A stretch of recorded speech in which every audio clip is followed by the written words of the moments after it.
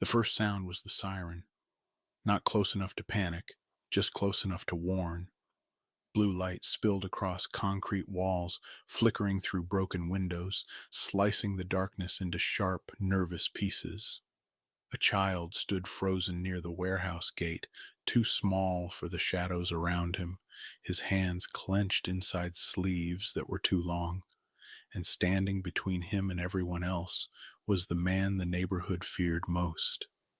No one moved, not the officers gripping their radios, not the men watching from parked cars with engines still running, not even the wind dared to push trash across the lot. The man didn't raise his voice. He didn't reach for a weapon. He simply stood there, shoulders squared, eyes empty of apology. Then he spoke, quietly, calmly. He stays. The words weren't a threat. They didn't need to be. Everyone there understood what it meant when someone like him decided something was final. The child looked up at him, face streaked with tears he hadn't wiped away yet. He didn't scream. He didn't run.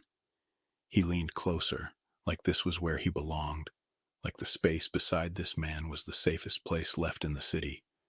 That was the part no one could explain later. Not why the child trusted him, but why no one dared challenge it. An officer cleared his throat. Another shifted his weight. Someone whispered that this was wrong, that monsters didn't get to play protector. But no one stepped forward, because fear has a hierarchy, and this man sat at the top of it. The siren cut off. Silence rushed in to fill the gap. In the reflection of the warehouse glass, the man caught sight of himself. Hard lines, unblinking eyes, a reputation carved into every inch of his posture. He'd spent years building that image on purpose. Fear kept people predictable. Fear kept them distant. Fear kept them alive. So why was a child standing behind him? The boy's fingers tightened in the fabric of his coat. "They won't take me, right?" he whispered. Not pleading, asking, like he already knew the answer. The man didn't look down when he replied, "No." That single word landed heavier than any gunshot. Around them, adults exchanged glances filled with confusion and something dangerously close to doubt. They had crossed streets to avoid this man, pulled their kids closer when he passed, warned each other in hushed voices about what he was capable of. None of those stories included this. What terrified them wasn't that he was protecting the child. It was the realization that he always could have, and simply hadn't needed to before. A radio crackled. Protocols were mentioned. Paperwork. Next steps. The man listened without reacting, like this was all background noise. The only thing that mattered was the small weight pressed into his side, the unspoken trust that had settled there without permission. He hadn't earned it. He hadn't asked for it. And yet, there it was. Later, people would argue about what they'd seen, about whether fear had finally cracked, about whether this was an act, a manipulation, or something worse. But in that moment, under dying lights and watchful windows, one truth sat heavy in the air. They weren't afraid of what he might do to the child. They were afraid of what he would do if anyone tried to take him. And if this moment made you uncomfortable, if it made you question who you trust and why, pause with that feeling. Sometimes the stories that unsettle us are the ones asking us to look closer. Would you have crossed the street or stayed to see who he really was? Fear was the currency of that place, traded quietly and without receipts. Inside the offices overlooking the port, people learned early that visibility was a liability. You didn't argue loudly. You didn't ask unnecessary questions. You did your job, hit your numbers, and stayed forgettable. Performance was tracked obsessively. Deliveries timed to the minute, costs shaved to the decimal. But people were measured by something else entirely. Reputation, silence. Who noticed you, and why? Power didn't announce itself. It moved through back channels and half-finished sentences. A raised eyebrow from the wrong person could stall your progress for months. A rumor, strategically placed, could erase you altogether. No one wanted attention. Failure could be explained. Attention meant scrutiny, and scrutiny had a way of sticking. Security cameras were everywhere, though no one ever talked about them. Black domes tucked into corners, lenses angled just enough to remind you they were watching. Access badges logged movement. Emails lived forever. Everyone joked about it, the way people joke about storms they can't stop. But the truth was simpler. The building remembered more than the people inside it ever would. And then there was him. He never raised his voice, never needed to. When he entered a room, conversations thinned out, like oxygen pulled from the air. He didn't wear authority the way others did. No titles thrown around, no performative dominance. It was understood. Decisions aligned around him without instruction. People adjusted their behavior instinctively, the way animals sense pressure changes before weather hits. What made it worse was that he didn't demand loyalty. He didn't threaten. He just observed. And being observed felt more dangerous than being yelled at, because observation implied judgment, and judgment implied consequences you might never see coming. Everyone had a line they wouldn't cross. The problem was that those lines moved when survival entered the room. Small compromises became routine, looking away, not asking follow-up questions, letting things slide because rocking the boat felt riskier than swallowing your discomfort. It wasn't cruelty that kept the system running. It was fear of disposability. People told themselves stories to cope, that it wasn't their business, that it wasn't that bad, that someone else would step in if it really mattered. The building rewarded that thinking. Promotions went to the compliant. Stability went to the silent.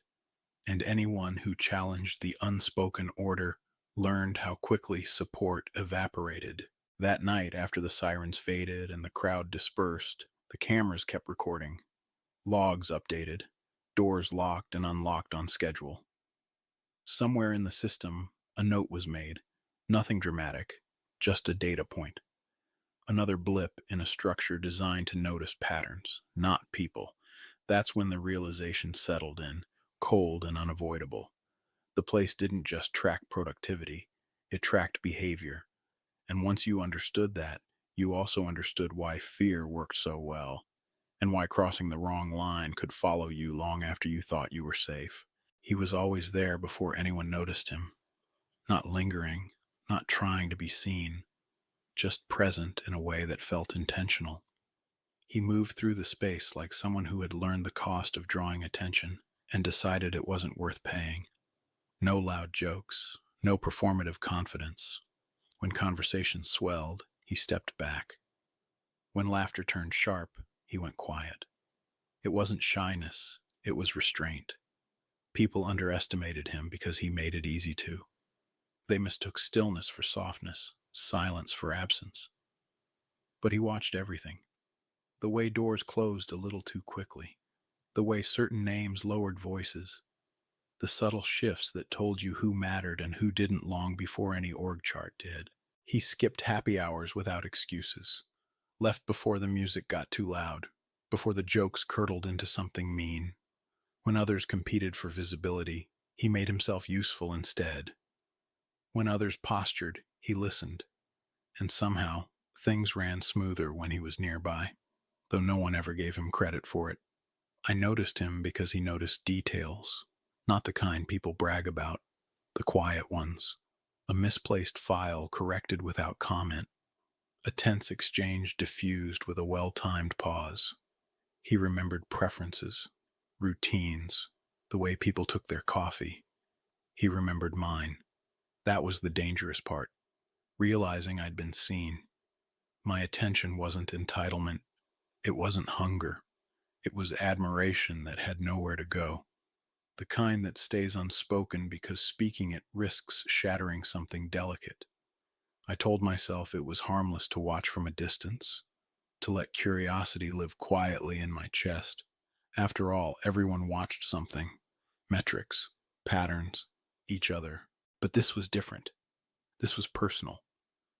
Sometimes our eyes met in reflections: glass walls, dark monitors, polished surfaces that gave away more than they should.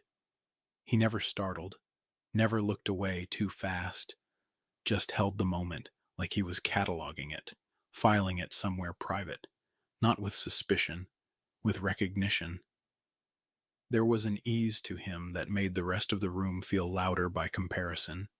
Even when he said nothing, his presence grounded the space. People trusted him without realizing they did. They leaned on him subtly, instinctively, the way you lean on something solid without thinking to test it first.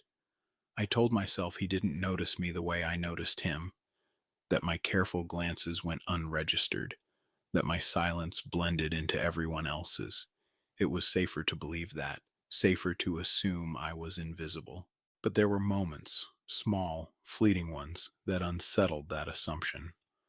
A look held half a second too long, a question asked before I voiced it, a quiet correction offered like he'd been listening all along. By the time I understood what those moments meant, it was already too late to pretend they were accidents. I thought I was invisible to him. I wasn't. The building trained you quickly, not through rules or memos, but through atmosphere. You learned what mattered by what people whispered about, what disappeared without explanation, what names caused a room to recalibrate itself. Performance was measured, yes, but survival was felt. Everything was quantified: output, efficiency, utilization rates. Dashboards glowed like altars, but the real metrics were informal, invisible: reputation, access, silence. You could miss a target and recover. You could fail loudly and be forgiven. What you couldn't do was draw the wrong kind of attention. People feared being noticed more than being wrong. The halls were all glass and steel, designed to suggest transparency while making everyone hyper aware of being seen. Even after hours, the place never felt empty. Security lights hummed softly. Cameras blinked without apology. Doors logged every entry. Screens woke themselves when you walked past, as if the building itself was curious. You learned to keep your head down, to choose words carefully, to laugh at jokes that weren't funny and ignore ones that were cruel. Moral compromises became muscle memory, small ones at first: letting something slide, not asking a follow-up, convincing yourself it wasn't your responsibility. There were people with titles and people with influence, and they were rarely the same. Authority didn't announce itself. It didn't need to. It moved quietly, through calendars that filled or stayed empty, through approvals that stalled without explanation. Power here was never loud. It was patient. Everyone knew there was one man in management who never raised his voice. He didn't have to. Meetings shifted when he entered. Conversations shortened. People volunteered information they hadn't planned to share. He smiled often, pleasantly, the way someone does when they already know the outcome. No one could ever quite explain what he did, only what happened around him. Projects redirected, careers slowed, access revoked without notice. It was never personal, never documented, just understood. The unspoken rule was simple: be useful, be quiet, be forgettable, and above all, don't become a problem that needs solving. That's why people stayed late, not to impress, but to avoid scrutiny. Late nights meant fewer witnesses, fewer chances to be misinterpreted. It was safer in the margins of the day when the building thinned out and everyone pretended they were alone. But even then, you felt it. The sense that the office didn't sleep. It watched. That every movement left a trace. That nothing truly disappeared once it had been seen. I used to think the fear came from failure, from being disposable, from knowing there was always someone younger, cheaper, more eager waiting behind you. I was wrong. The real fear was realizing the system didn't just track productivity, it tracked people. He didn't fit the place, not in any way that mattered here. While everyone else learned how to perform confidence, how to take up space, how to speak just a little louder than necessary, he moved through the office as if volume were something you conserved. He listened more than he spoke. When he did speak, people leaned in without realizing they were doing it. He sat near the windows, not for the view, but because it kept his back protected. He noticed exits. He noticed patterns. He noticed when conversations shifted tone the moment certain names were mentioned. He never commented on it.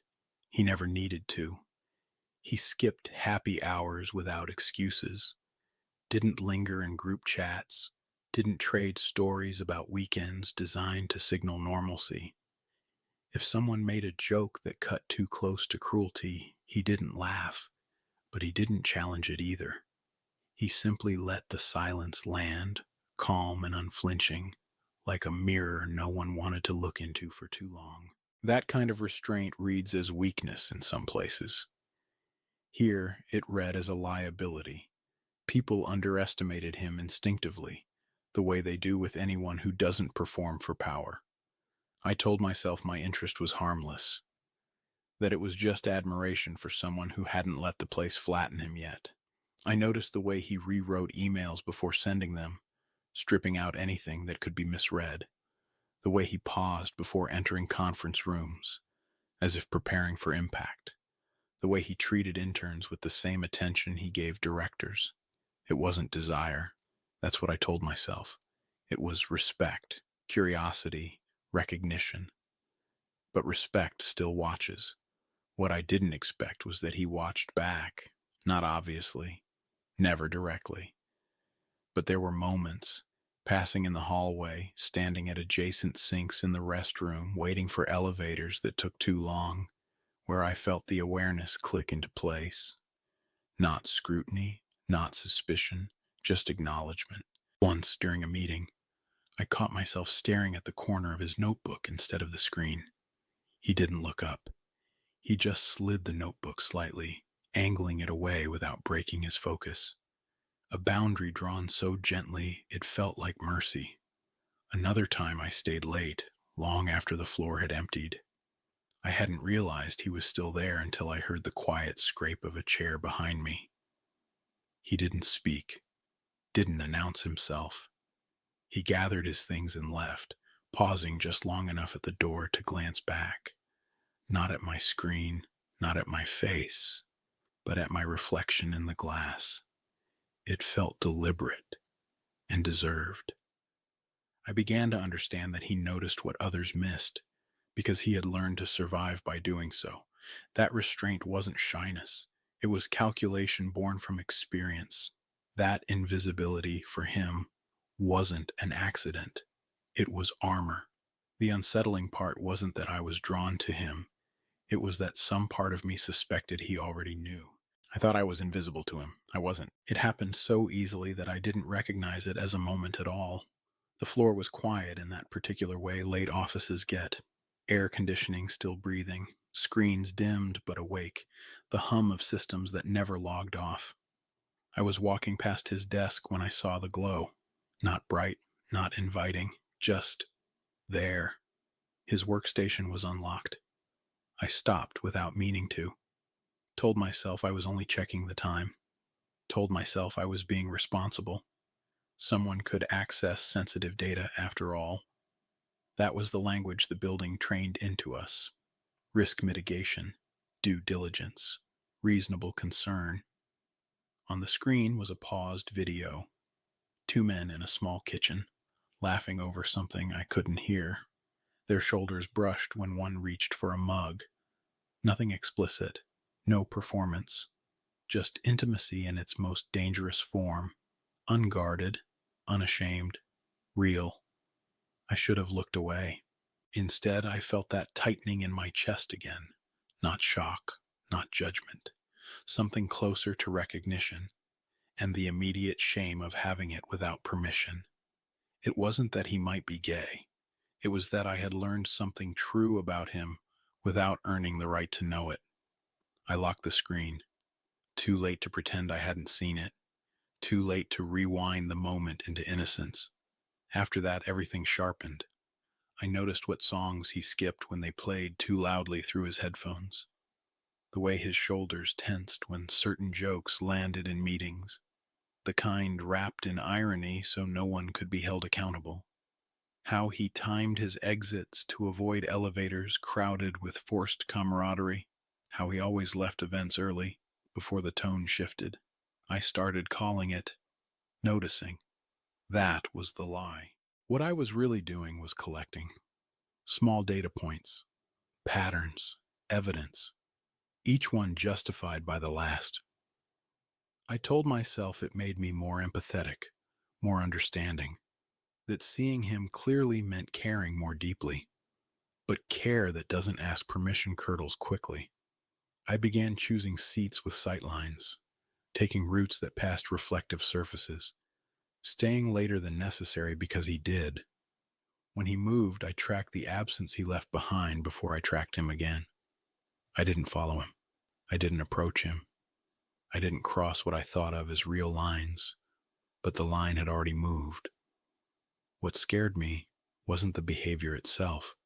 It was how quickly my mind adjusted to it, how guilt softened into routine, how justification became reflex, how each boundary crossing made the next one feel smaller, less consequential. Power teaches you this, even borrowed power, even imagined power. Knowing something about him that others didn't made me feel closer without ever being braver. It let me avoid the risk of asking, of hearing no, of being seen wanting. So I watched instead. And somewhere along the way, watching stopped feeling like desire and started feeling like insurance, as if knowing him from a distance might protect me from the vulnerability of needing him to know me back. That's the part no one likes to admit. Surveillance isn't always about control. Sometimes it's about fear, fear of rejection, fear of disruption, fear of choosing honesty and losing the fragile safety of silence. I told myself it didn't change how I felt about him, but I stopped looking away. The building taught us how to behave long before it taught us how to work. Everything was measured: output, efficiency, visibility. Even silence had a rhythm. Who spoke? Who didn't? Who could pause a meeting just by clearing their throat? There were dashboards for productivity and unspoken ones for survival. You learned quickly that being noticed wasn't a reward. It was a risk. Failure could be explained. Attention couldn't. The office didn't run on hierarchy so much as gravity. Certain people pulled the room toward them without effort.